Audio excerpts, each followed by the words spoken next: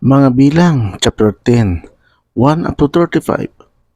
At ang bayan ay naging parang mapag-upasala na nagsalita ng masasama sa pakinig ng Panginoon. At ang marinig ng Panginoon ay nagningas ang kanyang galit. At ang apoy ng Panginoon ay sumunog sa gitna nila. At sinupok ang kahuli-hulihang bahagi ng kampamento. At ang bayan ay humibik kay Moises. At si Moises ay nanalangin sa Panginoon. At ang apoy ay namatay. At ang pangalan ng dakong yaon ay tinawag na Tabira, sapagkat ang apoy ng Panginoon ay sumunog sa gitna nila. At ang halo-halong karamihan na nasa gitna nila ay nahulog sa kasakiman. At ang mga anak ni Israel naman ay muling umiyak at nagsabi, "Sino ang magbibigay sa atin ng karneng makakain?" Ating naalaala ang isda na ating kinain sa Ehipto na walang bayad, ang mga pipino at ang mga melon at ang mga puwero at ang mga sibuyas at ang bawang. Ngunit ngayon, ang ating kaluluwa ay natutuyo. Walang kaano-anuman sa ating harapan ay walang anuman kundi ang manang ito. At ang mana ay gaya ng butil ng kulantro at ang kulay niyaon ay gaya ng kulay ng bedelyo. Ang bayan ay dumadaan sa palibot at pinupulot yaon at kanilang ginigiling sa mga gilingan o kanilang dinidikdik sa mga lusong at kanilang niluluto sa mga palyok at ginagawa nilang munting tinapay at ang lasa ay gaya ng lasa ng bagong langis at pagka ang hamog ay nahuhulog sa ibabaw ng kampamento sa gabi, ang mana ay nahuhulog. At narinig ni Moises ang pag-iiyakan ng bayan sa kanya-kanyang sangbahayan. Na bawat lalaki ay nasa pintuan ng kanyang tulda at ang galit ng Panginoon ay naningas ng mainam at sumama ang loob ni Moises. At sinabi ni Moises sa Panginoon, "Bakit mo ginawa ng masama ang iyong lingkod? At bakit hindi ako nakasumpong ng biyaya sa iyong paningin na iyong inaatang sa akin ang pasa ng buong bayang ito? Akin ba kayang ipinaglihi ang buong bayang ito? Ipinanganak ko ba upang iyong sabihin sa akin, kandungin mo sila sa iyong kandungan, na gaya na nag-aalagang magulang na kinakandong ang kanyang batang pasusuhin sa lupain na iyong isinumpa sa kanilang mga magulang. Sana ko kukuha ng karne upang ibigay sa buong bayang ito, sapagkat sila'y umiiyak sa akin na nagsisipagsabi, bigyan mo kami ng karneng aming makain. Hindi ko kayang dalhing mag-isa ang buong bayang ito sapagkat totoong mabigat sa akin. At kung ako'y ginagawan mo ng ganito, ay patayin mo na ako. Ipinamamanhik ko sa iyo kung ako'y nakasumpong ng biyaya sa iyong paningin at huwag ko nang makita ang aking kahirapan." At sinabi ng Panginoon kay Moises, "Pisanin mo sa akin ang 70 lalaki sa mga matanda sa Israel, sa iyong mga nalalaman na mga matanda sa bayan at nangungulo sa kanila, at dalhin mo sa tabernakulo ng kapistanan upang sila'y makatayo roon na kasama mo. At ako'y bababa at makipag-usap sa iyo doon, at ako'y kukuha ng espiritong sumasa iyo at aking isasalin sa kanila, at kanilang dadalhin ang pasa ng bayan na kasama mo upang huwag mong dalhing mag-isa.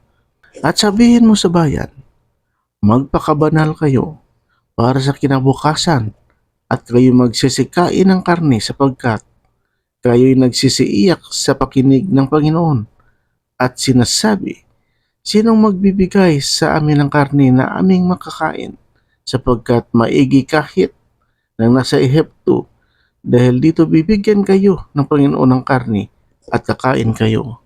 Hindi ninyo kakaning 1 araw, ni 2 araw, ni 5 araw, ni 10 araw, ni 20 araw, kundi 1 buong buwan hanggang sa lumabas sa inyong mga ilong at inyong kasuyuan sapagkat inyong itinakwil ang Panginoon na nasa gitna ninyo at kayo'y umiyak sa harap niya na nagsasabi, bakit kami nakaalis sa Ehipto?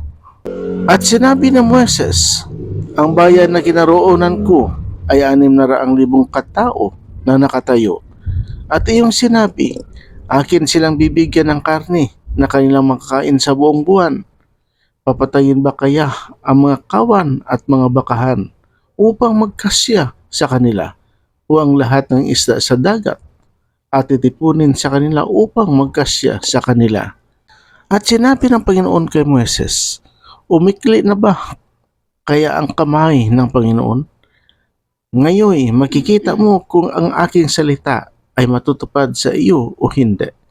At si Moises ay lumabas at isinaysay sa bayan ang mga salita ng Panginoon. At siya'y nagpisa ng 70 lalaki sa mga matanda sa bayan at kanyang pinatayo sa palibot ng tulda. At ang Panginoon ay bumaba sa ulap at nagsalita sa kanya at kumuha sa espiritong sumasa kanya at isinalin sa 70 matanda. At nangyari na nang sumaka nila ang espiritu ay nanganghula ngunit hindi na sila umulit. Ngunit naiwan ang 2 lalaki sa kampamento ng pangalan ng isa ay si Eldad at ang pangalan ng isa ay si Medad. At ang espiritu ay sumasa kanila at sila ay kabilang sa nangasulat ngunit hindi nagsilabas sa tolda at sila ay nanghula sa kampamento. At tumakbo ang isang binata at isinaysay kay Moises at sinabi, si Eldad at si Medad ay nanghula sa kampamento. At si Josue na anak ni Nun na tagapangasiwa ni Moises na isa sa kanyang mga piling lalaki ay sumagot at nagsabi, Panginoon kong Moises, pagwawalan mo sila.